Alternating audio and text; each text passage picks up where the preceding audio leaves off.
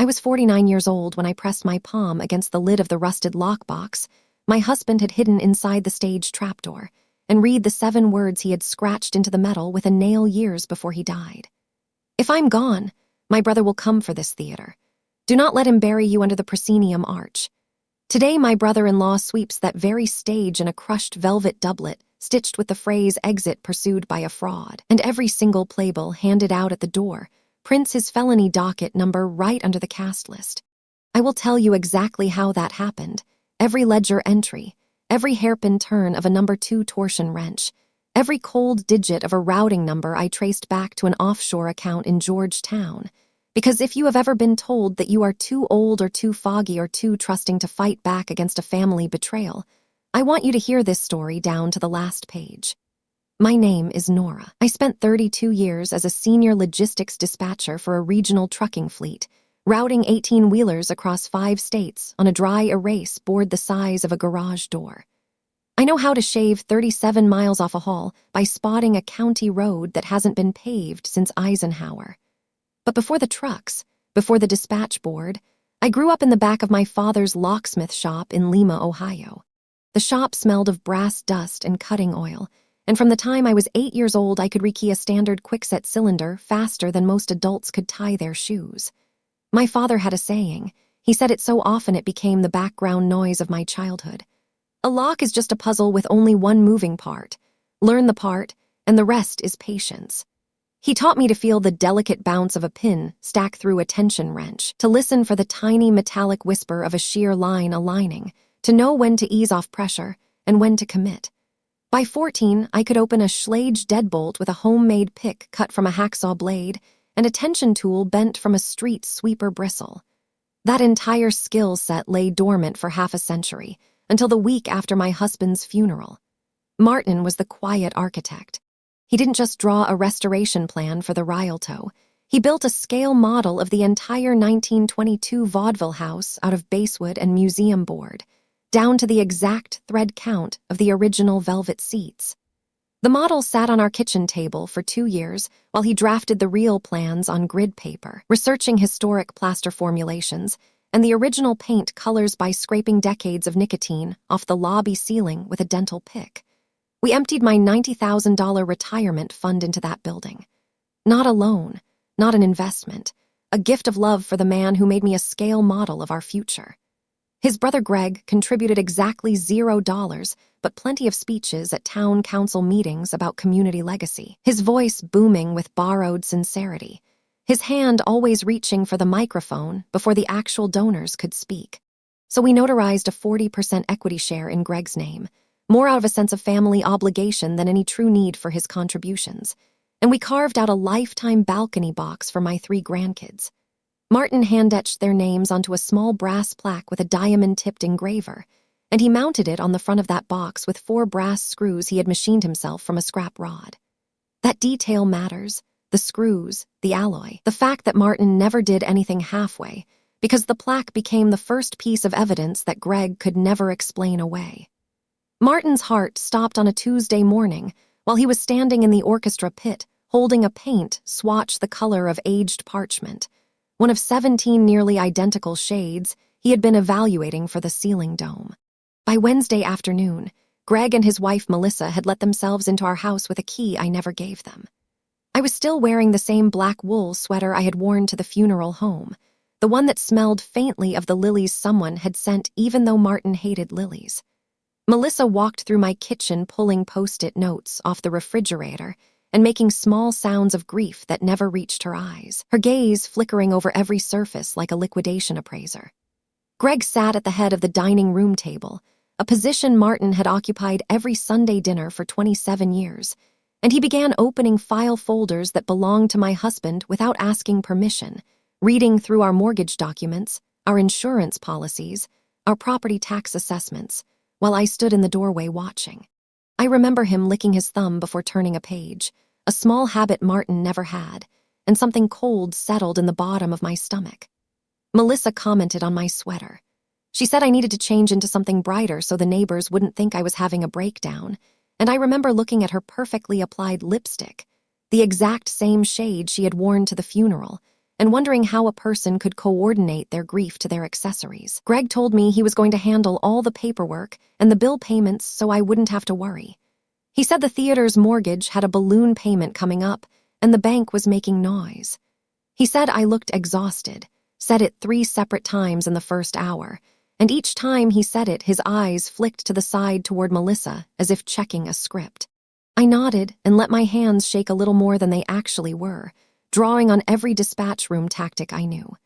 In logistics, the fastest way to get a rival dispatcher to reveal their route plan is to act like you have already given up on the lane, so I played weak.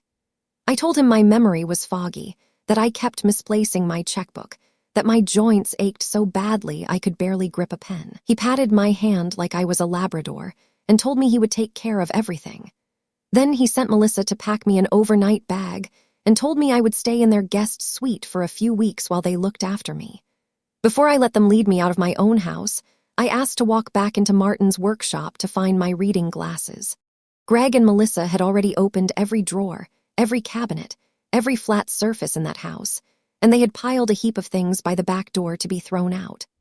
On the top of that pile sat a small wooden box about the size of a hardback novel, plain pine, no hinges showing, the kind of box Martin built when he was working out a new joinery technique, the kind he would leave on my nightstand with a small piece of chocolate inside after a hard week. Melissa saw me looking at it and said, "That old thing, we couldn't even get it open, probably just scraps inside.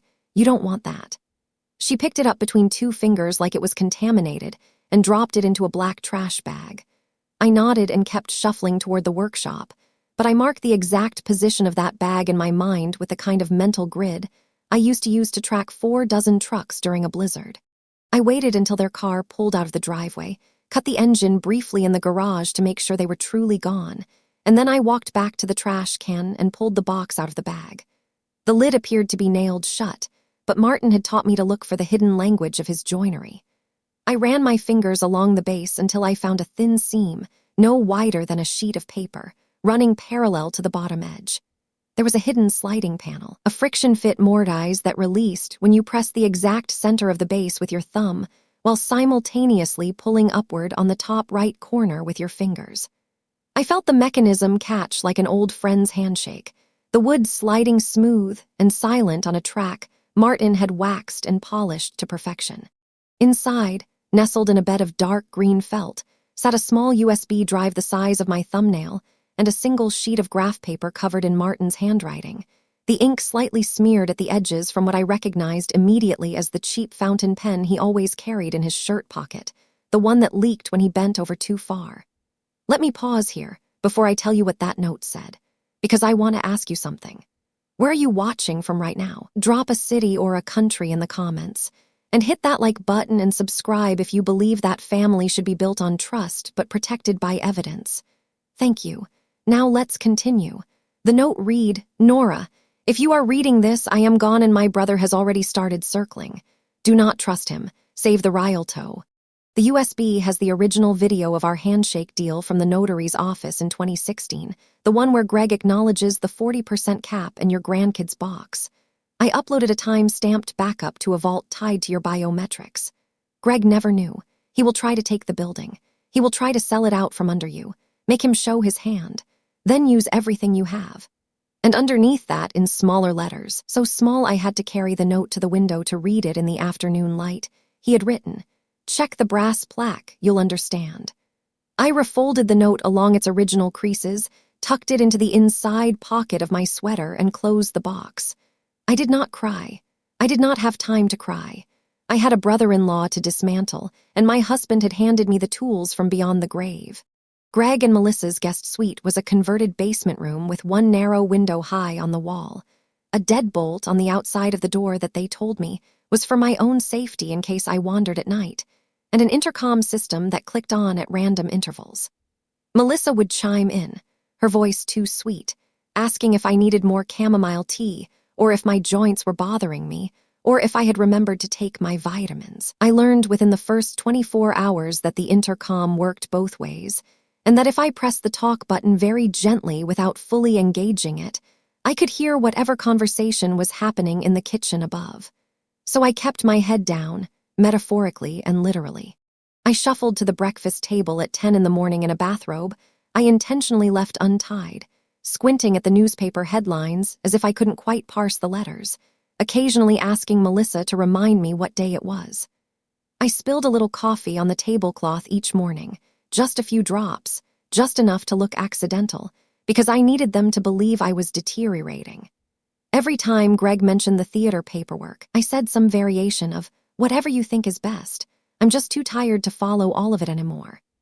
Melissa squeezed my shoulder and whispered to Greg about power of attorney, about estate simplification, about something called a quitclaim deed, which I knew from my decades of warehouse lease contracts meant signing away every ownership right you have without any guarantee or legal recourse whatsoever. Greg would lean close and say they just needed my signature on a few simple forms so we could all move forward together as a family, and I would nod and let my eyelids droop and say maybe tomorrow when my head felt clearer. I played the part of a foggy, fading old woman so convincingly that I began to enjoy it, the way a chess player enjoys watching an opponent lean into a trap they think they've set themselves. Within 3 days of moving in, I had cataloged a whole spreadsheet of financial red flags, though the spreadsheet existed only in my head at that point. Greg took phone calls in his study with the door closed, but the study shared a wall with the guest bathroom, and the heating vent carried every syllable with the clarity of an old copper speaking tube. I began timing my bathroom visits to coincide with his calls, sitting on the edge of the bathtub with a notepad I had taken from the kitchen drawer, writing down every fragment. I heard the phrase cash offer 3 different times, the number 750,000 spoken twice with 2 different tones of glee, the words demolition permit and condominium conversion, and the name of a developer consortium based out of Cincinnati called Mercury Heritage Properties. On June 3rd at 2:14 in the afternoon, Greg said to an appraiser on speakerphone, "No one will miss that plasterwork. It's a fire trap anyway, and the balcony box has termite damage." Which was a lie because Martin had inspected every beam himself 2 months earlier and found them solid as steel. On June 4th at 9:07 in the morning, I heard Melissa on her cell phone to an interior designer, her voice drifting down the hallway. "We'll be in the Caymans by Christmas. Just don't order the drapes until the check clears." I wrote that down verbatim. Meanwhile, their spending inflated like a balloon on a helium tank, and I watched it happen with the detached eye of someone who had balanced fleet budgets for 3 decades. A brand new Mercedes G-Wagon appeared in the driveway, black, with temporary plates, and a shiny bow still stuck to the windshield. Melissa came home with a diamond tennis bracelet and 3 shopping bags from a boutique where the tissue paper alone probably cost more than my weekly grocery budget. Greg's credit card statements, which I glimpsed when Melissa left her purse open on the kitchen island while she went to answer the door, showed a $15,000 charge at a resort in St. Lucia, a non-refundable first-class booking for 2, departure date only 2 weeks out. They were spending money they did not yet possess, betting on a demolition check that had not yet cleared, and in my experience, that kind of reckless pre-spending is a blinking neon sign that says fraud. The household accident that gave me full access to Greg's records came exactly 1 week after I moved in. Melissa was hosting a small gathering of her friends in the living room, trying to project an image of charitable caregiving, and she knocked an entire glass of Cabernet Sauvignon across the cream-colored wool hallway runner. The scream she let out could have shattered a wine glass at 40 paces. She and Greg dropped to their knees immediately, blotting the stain with club soda and salt and a dozen microfiber cloths, while Melissa wailed about the imported fibers and the impossibility of matching the dye lot. I saw my window open like a gap in traffic on a 4-lane interstate. I said I would go fetch more towels from the linen closet, but instead I walked straight into Greg's home office, closed the door silently, and approached the filing cabinet in the corner. The cabinet was a mid-grade office supply store model, the kind that uses a cheap wafer tumbler lock, more decorative than functional. I knelt in front of it, pulled a bobby pin and a second pin I'd already bent into a tension wrench from the pocket of my bathrobe, and got to work. My father's voice came back to me like a radio signal from 40 years earlier. Insert the tension wrench into the bottom of the keyway, apply light rotational pressure clockwise, slide the pick to the back, lift each wafer one at a time until you feel the slight give, the tiny click, the rotation of the plug. I closed my eyes and let my fingertips read the lock. The first wafer bound at moderate pressure, the second was loose, the third was binding hard, and the fourth and fifth were already set. I counted silently, feeling the sequence, my father's old mantra running through my head, and in 21 seconds flat the plug turned and the drawer slid open on its tracks. Inside the top drawer, right where Greg thought no one would ever look, sat a manila folder labeled Rialto Sale Final in fresh black Sharpie. I opened it and found a signed purchase contract from Mercury Heritage Properties, LLC, offering $750,000 for the theater and the land it sat on, with a 30-day closing window and the buyer's intent to demolish the structure within 60 days. The signature on the seller line was my husband's. But Martin had been dead for 8 days at that point, and I had been with him every waking hour of the week before his heart stopped, and I knew exactly what his signature looked like when it was real. The ink on this document was dark blue gel, fresh, no fading, no indentation from a pen pressing through multiple pages, and the date line read June 2nd. Greg hadn't even bothered to practice the signature. The capital M had an extra loop. The cross of the T was too high and too sharp, completely wrong. I photographed every page with my phone, steady hands, high resolution, making sure the metadata captured the time stamp. Then I found the bank statement. A wire transfer had landed in Greg's personal checking account on June 6th, originating from a Mercury Heritage escrow account at a bank in the Cayman Islands. Amount $750,000 exactly, with the memo line reading, Rialto Acquisition Final Disbursement. Greg had already cashed the sale. He had forged Martin's signature, pocketed every single cent of the demolition payout, and he had done it while I was sleeping in his guest suite under the pretense of family care.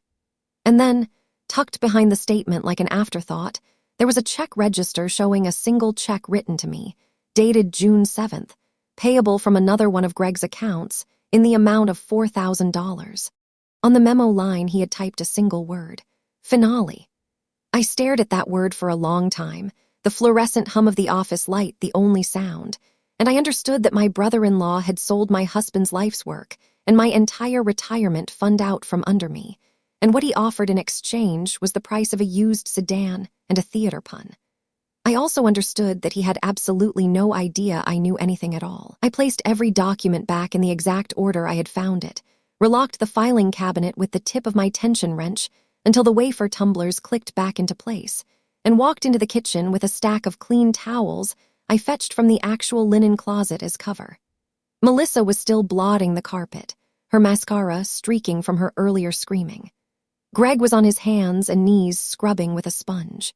They both looked up, saw my bathrobe and my vague, pleasant smile, and relaxed. Melissa said I was a dear. Greg patted my shoulder and said I was a trooper. I smiled like the foggy old woman they expected and helped them blot the last of the wine, my mind already a half-dozen moves ahead on the board. That night, after the house went quiet, I sat on the edge of the guest bed and plugged Martin's USB drive into my phone using an adapter I'd brought from home. The drive held a single video file, 12 minutes and 43 seconds long. It had been shot on a cell phone that Martin had propped on a small tripod in the notary's office, and the date stamp in the corner read November 8th, 2016. In the video, Martin, Greg, and I sat around a conference table in the county clerk's annex, and a notary public with half-moon reading glasses read aloud the financial structure of the Rialto restoration. My $90,000 was listed as the sole cash source. Greg's contribution was described as sweat equity and project management, capped at 40% ownership. Then the notary reached the critical clause, the one Martin must have insisted on inserting, because it explicitly stated that the theater could not be sold in whole or in part, transferred, encumbered, or demolished without the unanimous written consent of all three parties. The notary asked each of us to state our understanding aloud. Greg leaned toward the camera, looked directly into the lens with a face I now recognize as the specific mask of a man who thinks he's about to get away with something, and said, I acknowledge the 40% cap and the lifetime balcony box for Nora's grandkids. I acknowledge that the building cannot be sold without Nora's signature. I am entering this agreement freely and without reservation. Then we all shook hands on camera. It was a notarized, time-stamped, video-recorded admission, and Martin had taken that file and uploaded it to a secure cloud vault that could only be unlocked by my face and my thumbprint together. Greg did not know that vault existed. The note had said to check the brass plaque for understanding. I needed to see that plaque. The next morning, I told Melissa I wanted to take a short walk around the block for my circulation, which was the kind of thing a foggy old woman would say, and she barely looked up from her phone. I walked 8 blocks to the Rialto, let myself in through the stage door with my own key, and climbed the creaking staircase to the balcony. The plaque was still there, still solid, still shining faintly in the dim house lights. I unscrewed the 4 brass screws, the ones Martin had machined himself, and turned the plaque over. On the back, engraved with the same diamond-tipped tool, was a small QR code so fine and precise it looked like decorative texturing, unless you held it at an angle to the light. I scanned it with my phone. The code resolved to a secure recovery portal that prompted me for a facial scan and a thumbprint. I stood there in the empty balcony of a theater that was supposed to become rubble, and I unlocked a vault that contained the only copy of a video my husband had recorded 6 years earlier because he knew, with the quiet foresight of a man who studied load-bearing structures for a living, that his own brother would eventually try to collapse the walls. Now I had everything: the forged contract, the wire transfer, the finality check with that mocking memo line, and the notarized video of Greg swearing on camera that he would never sell the building without my signature. But I knew from my years navigating insurance claims and warehouse liability disputes that evidence alone isn't enough. You need a mechanism. You need someone on the inside who can pull the lever at the precise moment the fraudster commits to the lie. I needed an ally with institutional authority. I found her in the compliance department of Midwestern Savings and Trust, the bank that had processed Greg's $750,000 wire. Her name was Elaine Duart, a senior compliance officer with 30 years of experience and a reputation for dismantling fraud schemes with the quiet precision of a bomb disposal technician. I called her from a parking lot behind a Panera Bread 3 towns over, using a prepaid phone I'd bought with cash, so the call wouldn't show up on any record Greg could access. I introduced myself and laid out the facts in the specific sequence I knew she would need for a suspicious activity report.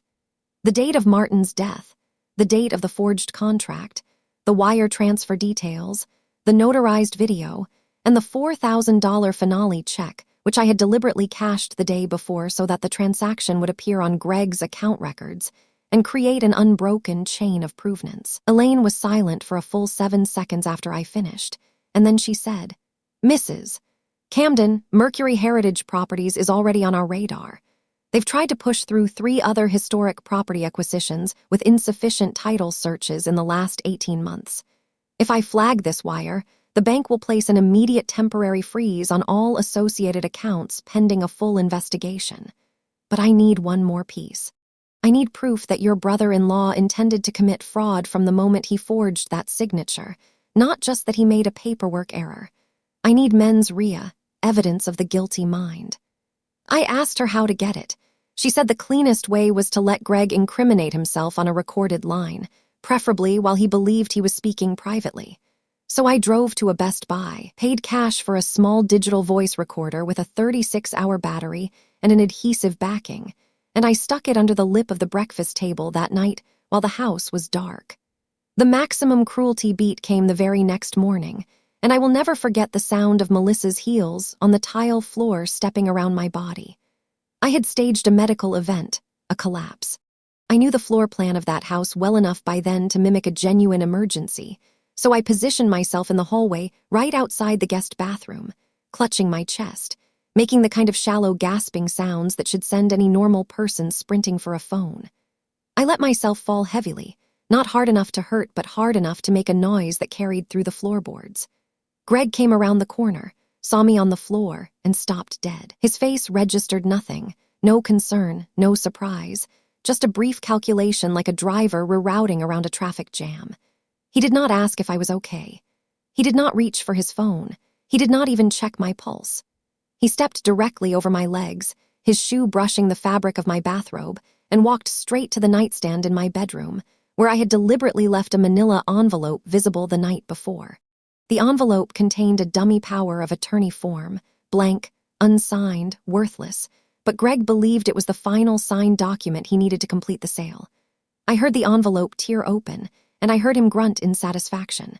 Then he said to Melissa, his voice flat and businesslike, "She's down. Let's finish this before she wakes up."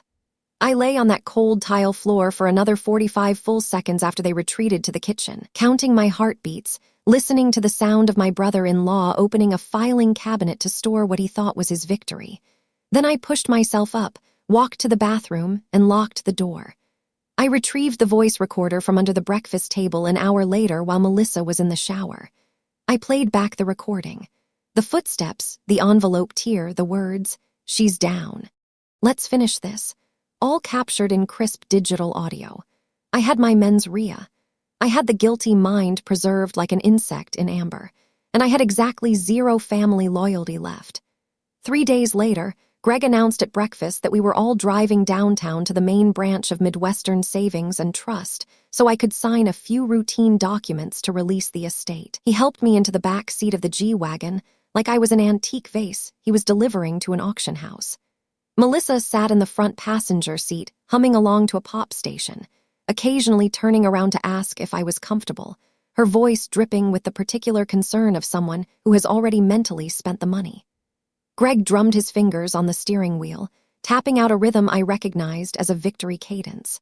I sat in the back and watched the streets of our town slide past, the hardware store, the library, the corner where Martin and I had bought ice cream on our first date 40 years ago, and I let the silence build. We walked into the bank's private conference room at 10:15 in the morning. The room had a long mahogany table, 12 leather chairs, and a framed print of the bank's original 1892 charter on the wall. An attorney was already seated at the table, a man I had never met with a suit that was slightly too shiny and a leather folio thick with paper. He stood and introduced himself as Mr. Corbin, said he represented the interests of the Rialto estate. I noted that he did not say my interests. Elaine Duart was already seated at the far end of the table against the wall, ostensibly present as a neutral witness from the bank's side.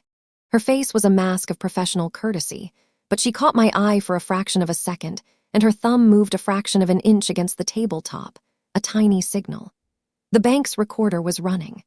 Greg placed a stack of documents in front of me, maybe 30 pages thick, and pointed to a row of yellow adhesive signature flags sprouting from the edges. He uncapped a pen, a heavy silver ballpoint with the bank's logo on the side, and set it next to my right hand. "Just sign here, here, and here, Nora," he said, his voice soft and coaxing, the voice you use to soothe a frightened animal. "Then we can all go home and put this whole unpleasantness behind us." The top document was a quitclaim deed, transferring my entire interest in the Rialto and the land beneath it to a shell corporation Greg had named Heritage Community Partners, Inc., an entity that a later investigation would reveal had no board, no employees, and a mailing address that resolved to a UPS store in a strip mall 2 counties over. The sale price listed on the deed was $1. I looked at that document for a long moment, 30 full seconds of silence that stretched the air in the room like a drumhead. Then I looked at Greg. He was sweating through the collar of his dress shirt, a dark spreading stain that he kept trying to blot with his sleeve. Smiling, but sweating. I set the pen down without using it. "You know," I said, my voice calm and perfectly clear, none of the fog I had performed for weeks. "Martin used to say that a theater is a machine for empathy. You step onto a stage, and for 2 hours you agree to feel what someone else feels. You built nothing, Greg. You understand nothing about that building. So here is your review." I leaned forward slightly, and I said the line I had been rehearsing in my head for 3 days. "You are standing on a stage you never built. Break a leg." His smile dissolved.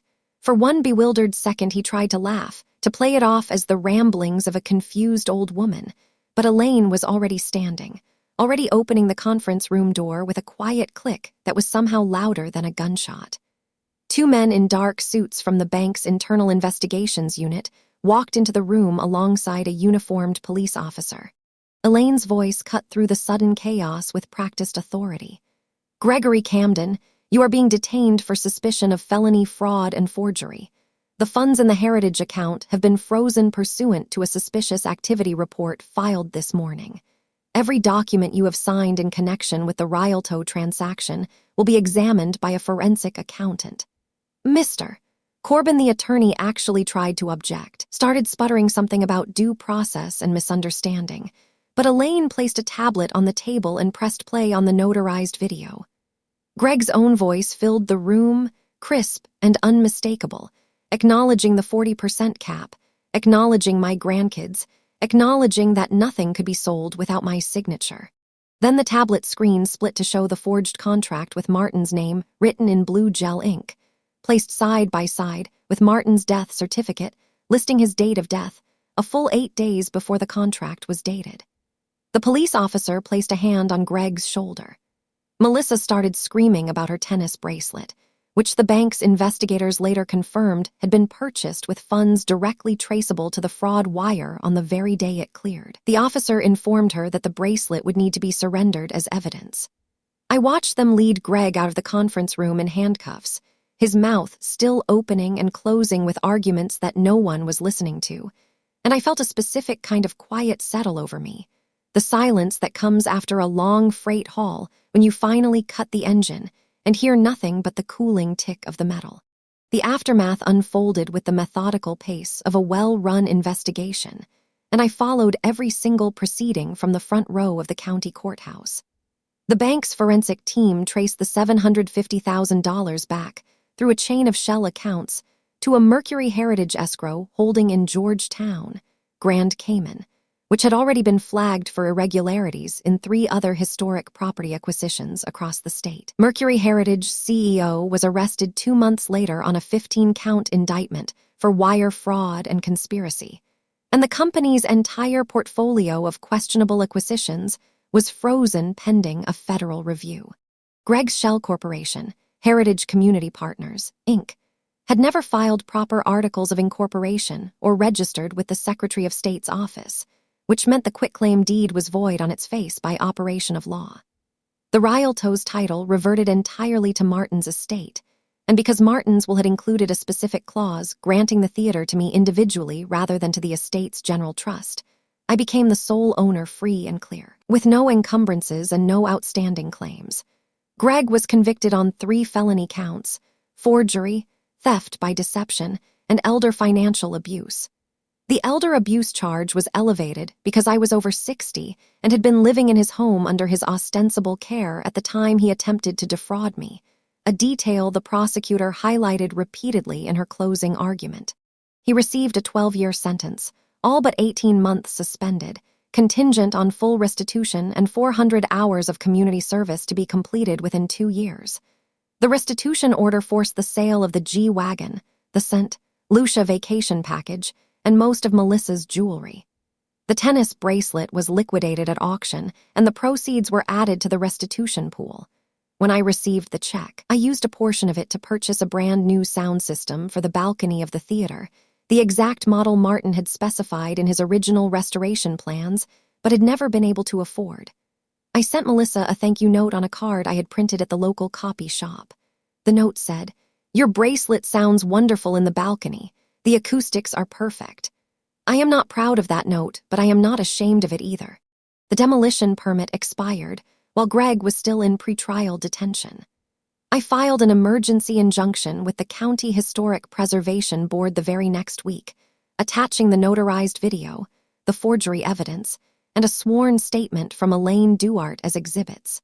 The board voted unanimously to designate the Rialto a protected historic landmark, before Mercury Heritage could even file an appeal. The developer walked away from the contract completely, forfeiting their deposit, and the city council voted 6-1 to approve a small arts restoration grant based on the outpouring of community support that surfaced once the fraud was exposed. I received letters from people I had never met, old vaudeville performers, descendants of the original carpenters, a 92-year-old woman who had seen her first movie in the Rialto in 1933, all offering donations and volunteer hours and stories. I used the grant money and the community labor to finish exactly what Martin had started. I repaired the proscenium arch using a plaster formulation I had sourced from his notes, rebuilt the fly loft with new hemp ropes and sandbags, restored every single velvet seat in the orchestra using a textile mill in North Carolina that still produced the original 1922 crimson fabric.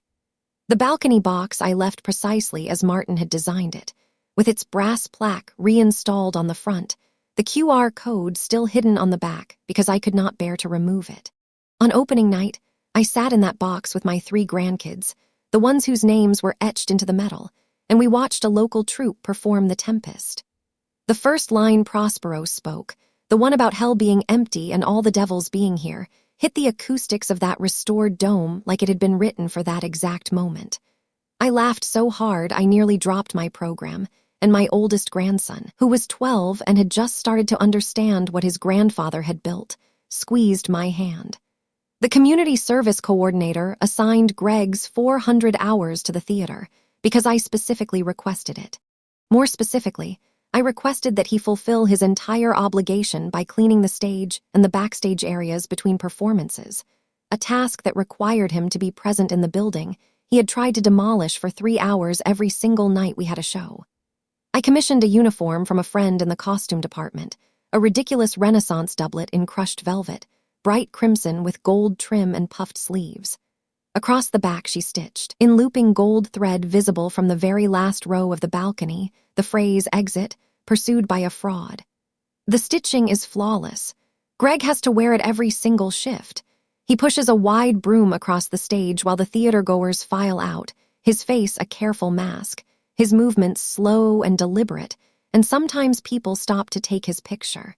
The playbills I had printed for our first full season, and every season since, include a small note on the back page just below the director's biography. It reads, "This theater was saved from demolition thanks to the vigilance of our community and the conviction of a fraudster." Below that, in a slightly smaller but perfectly legible font, we print his felony docket number, CR 234917-2. It has become the most read item in the entire lobby. People take the playbills home and frame them. I think about Martin every time I walk into that building. I walk past the orchestra pit where he died holding a paint swatch, past the proscenium arch he measured 100 times with a steel tape, and up the stairs to the balcony box where my grandchildren now sit for every show. I think about the quiet architect who drew an entire future on a card table in our kitchen, who recorded his own brother's incriminating words 6 years before the brother had even shown his hand, who built a small wooden box with a hidden sliding panel that only his wife could open, because he knew, with the absolute certainty of someone who understood structural loads, that someday she would need to open it alone. The man loved me not with flowers or poetry, but with a QR code engraved on the back of a brass plaque and a cloud vault keyed to my own face. That is the most romantic thing I have ever known, and I will carry it with me until my own heart stops. Integrity is not a passive virtue. It is a structure you reinforce every single day with small deliberate actions, a hidden latch, a notarized recording, a quiet contingency layered behind a contingency. If you are lucky, you will never need those reinforcements. But if you do, they will hold. Have you ever discovered a dark secret about someone you trusted completely? How did you handle it? Let me know in the comments below. If you believe that no fraudster should ever get away with writing a check marked finale, hit like and subscribe, and I will see you in the next story.